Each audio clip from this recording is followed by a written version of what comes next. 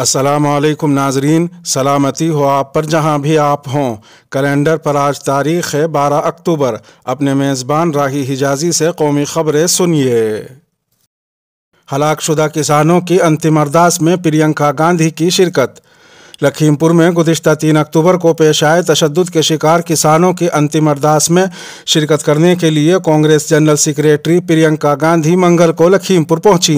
پرینکا گاندھی صبح تقریباً 8:30 بجے دہلی سے لکھنؤ ایئرپورٹ پہنچی، جہاں سے ان کا قافلہ لکھیم پور کے لیے روانہ ہوا۔ سیتاپور ٹول پلازا پر کانگریس جنرل سیکریٹری کے بھاری بھرکم قافلے کو سیکیورٹی فورسز نے کووڈ پروٹوکول کا حوالہ دیتے ہوئے روکنے کی کوشش کی، جس کے پیش نظر کانگریس کارکنوں اور پولیس کے درمیان نوک جھونک بھی ہوئی۔ آخرکار قافلے میں شامل کچھ گاڑیوں کو روک کر قافلہ آگے کے لیے روانہ کر دیا گیا۔ کانگریس جنرل سیکریٹری پرینکا گاندھی انتم ارداس کے مقام پر جب پہنچی تو وہاں لوگوں کی بھیڑ جمع تھی۔ پرینکا گاندھی اسٹیج کے بجائے نیچے زمین پر لوگوں کے ساتھ بیٹھ کر ہی کسانوں کی تقریر سنتی نظر آئیں۔ تکونیا گاؤں میں ایک میدان میں انتم ارداس کی تیاری کی گئی تھی، جس کی قیادت کسان لیڈر راکیش ٹکیت نے سنبھالی۔ آخری ارداس تقریب کے پیش نظر لکھیم پور میں سیکیورٹی کے پختہ انتظامات کیے گئے تھے۔ اس حکومت کے خلاف کوئی بولنے کی ہمت کرتا ہے تو اس پر فوراً مقدمات قائم کر دیے جاتے ہیں۔ بھارتیہ کسان یونین کے قومی ترجمان راکیش ٹکیت نے کہا کہ موجودہ حکومت کسانوں کی بھلائی اور بڑے بڑے وعدوں کے ساتھ اقتدار میں آئی تھی، لیکن آج بی جے پی حکومت کو غریب کسانوں کی حالت نظر نہیں آ رہی ہے، جس کی وجہ سے 1 سال ہونے کے باوجود بھی کسان اپنے مسائل کے لیے سڑکوں پر پڑے ہیں۔ راکیش ٹکیت نے مزید کہا کہ ملک کے کونے کونے سے آئے کسان اپنی زمین کو فروخت ہونے سے بچانے کے لیے دھرنے پر بیٹھے ہیں، لیکن موجودہ حکومت کسانوں کے مسائل سننے کے لیے بالکل تیار نہیں ہے۔ اگر اس حکومت میں کسی کی سنوائی ہے تو وہ صرف صنعت کار ہیں۔ انہوں نے کہا کہ صنعت کاروں کے اربوں روپے حکومت ایک دم معاف کر دیتی ہے، لیکن اگر ایک کسان پر 2 لاکھ روپے بھی قرض ہو جائیں تو اس کی زمین کو نیلام کرنے پر اڑ جاتی ہے۔ راکیش ٹکیت نے مزید کہا کہ اگر اس حکومت کے خلاف کوئی بھی شخص یا لیڈر بولنے کی ہمت کرتا ہے تو اس پر فوراً مقدمات قائم کر دیے جاتے ہیں، جس سے صاف ظاہر ہے کہ انتظامیہ بھی قانون کے حساب سے نہیں بلکہ حکومت کے حساب سے کام کر رہی ہے۔ اکھلیش یادو کے اسٹیج سے مسلم لیڈران غائب۔ ضلع کے قداور لیڈر چودھری یشپال کی 100ویں جینتی کے موقع پر گزشتہ روز سہارنپور کے قصبہ تتیرو میں منعقد سابق وزیر اعلیٰ اور سماجوادی پارٹی کے قومی صدر اکھلیش یادو کی ریلی میں ہزاروں کی بھیڑ جمع ہوئی، جس میں گوجر سماج کی کافی تعداد محسوس کی گئی، جسے دیکھ کر اکھلیش یادو کا چہرہ بھی کھلا کھلا دکھائی دیا۔ لیکن ریلی میں توقع کے برخلاف مسلم لیڈران اور مسلم سماج کی تعداد کی کمی محسوس کی گئی۔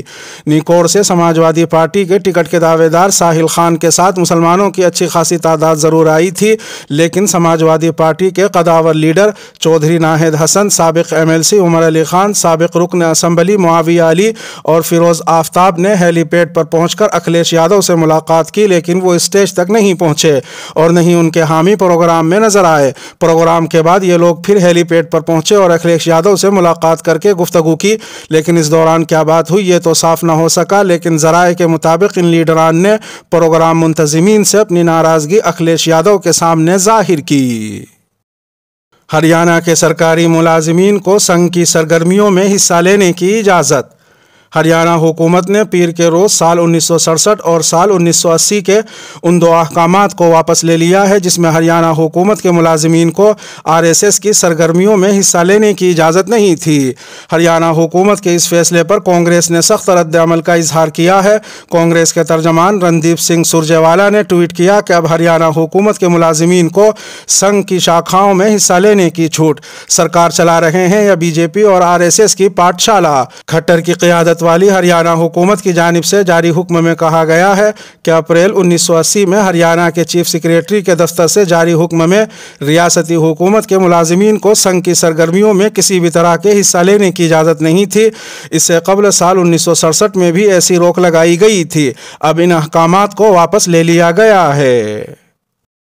گجرات اور کرناٹک میں 4 مسلم نوجوان موب لنچنگ کا شکار۔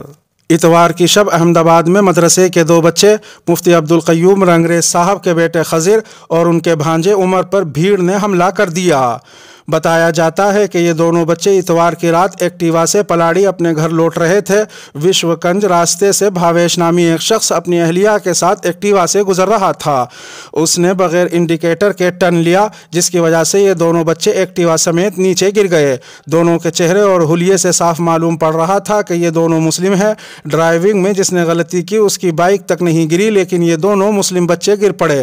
لیکن ظلم کی انتہا کرتے ہوئے بھاویش اور اس کی بیوی نے ان بے قصور بچوں کو ہی مارنا شروع کر دیا اور شور و غل سے ایک بھیڑ اکٹھا کر لی اور بھیڑ نے پھر ان بچوں کو مارنا پیٹنا شروع کر دیا۔ بتایا جا رہا ہے کہ بھیڑ نے ان بچوں کو اتنا زد و کوب کیا کہ ایک کا سر پھٹ گیا اور دوسرے کے ہاتھ کو توڑ دیا گیا، جبکہ ٹریفک پولیس کا یہ بیان ہے کہ گاڑی گرنے سے یہ بچے زخمی ہوئے ہیں۔ ادھر کرناٹک میں بھی 2 مسلم نوجوانوں پر بھیڑ کے ذریعے مارے جانے کی اطلاعات ہیں۔ موصولہ خبروں کے مطابق کرناٹک جنوب کے کنڑ گاؤں میں 2 مسلم نوجوان عظیم اور عاشق کو بھیڑ نے خوب مارا پیٹا ہے، جس سے وہ شدید زخمی ہو گئے ہیں۔ اس معاملے میں FIR درج کی جا چکی ہے اور اب تک 4 لوگوں کو گرفتار کر لیا گیا ہے۔ انڈیا نے افغانستان میں مسجد میں ہوئے دہشت گردانہ حملے کی مذمت کی۔ انڈیا نے افغانستان کے قندوز شہر میں پیر کے روز ایک شیعہ مسجد پر ہوئے دہشت گردانہ حملے کی مذمت کی ہے۔ وزارت خارجہ کے ترجمان ارندم باگچی نے ایک ٹویٹ میں کہا کہ انڈیا افغانستان کے شہر قندوز میں ایک شیعہ مسجد میں ہوئے دہشت گردانہ حملے کی شدید مذمت کرتا ہے، جس میں 100 سے زائد افغانوں کی ہلاکت اور کئی دیگر کے زخمی ہونے کی اطلاع موصول ہوئی ہے۔ انہوں نے مزید کہا کہ ہم اس مشکل وقت میں سوگوار کنبوں کے تئیں تعزیت اور ہمدردی کا اظہار کرتے ہیں۔ ارندم باگچی کا یہ بھی کہنا تھا کہ انڈیا دہشت گردی کے خلاف لڑائی کے لیے پرعزم ہے اور افغانستان میں دہشت گردی کا مقابلہ کرنے کی اہمیت کا اعادہ کرتا ہے۔ انہوں نے مزید کہا کہ ہم افغانستان کے لوگوں کے ساتھ کھڑے ہیں اور امید کرتے ہیں کہ اس حملے کے قصورواروں کی شناخت کی جائے گی اور ان کے خلاف سخت کارروائی کی جائے گی۔ انسانی حقوق کے محافظوں کو سیاسی تشدد اور دہشت گردی کی شدید مذمت کرنی چاہیے۔ قومی انسانی حقوق کمیشن کے chairman justice retired Arun Kumar Mishra نے کہا کہ سماجی تنظیموں اور انسانی حقوق کے محافظوں کو سیاسی تشدد اور دہشت گردی کی شدید مذمت کرنی چاہیے۔ قومی انسانی حقوق کمیشن کی 28ویں سالگرہ کے پروگرام سے خطاب کرتے ہوئے جسٹس مشرا نے کہا کہ انسان ہی انسانیت کو تباہ کرنے پر تلے ہوئے ہیں۔ 20ویں صدی میں دنیا میں سیاسی تشدد کے نتیجے میں تقریباً 12 کروڑ افراد ہلاک ہوئے۔ یہ بدقسمتی کی بات ہے کہ ملک اور بیرون ملک میں سیاسی تشدد آج بھی ختم نہیں ہوا۔ معصوم لوگوں کے قاتلوں کو قابل فخر قرار نہیں دیا جا سکتا۔ ایسے دہشت گردوں کو مجاہدین آزادی کہا جانا ناانصافی ہے۔ سماجی تنظیموں اور انسانی حقوق کے محافظوں کو سیاسی تشدد اور دہشت گردی کی شدید مذمت کرنی چاہیے۔ اس حوالے سے بے حسی بنیاد پرستی کو جنم دے گی اور تاریخ ہمیں اس کے لیے کبھی معاف نہیں کرے گی۔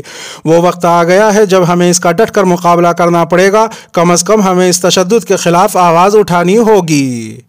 اس کے ساتھ ہی ویڈیو کا اختتام ہوا۔ اپنے میزبان راہی حجازی کو دیجیے اجازت۔ سلامتی ہو آپ پر جہاں بھی آپ ہوں۔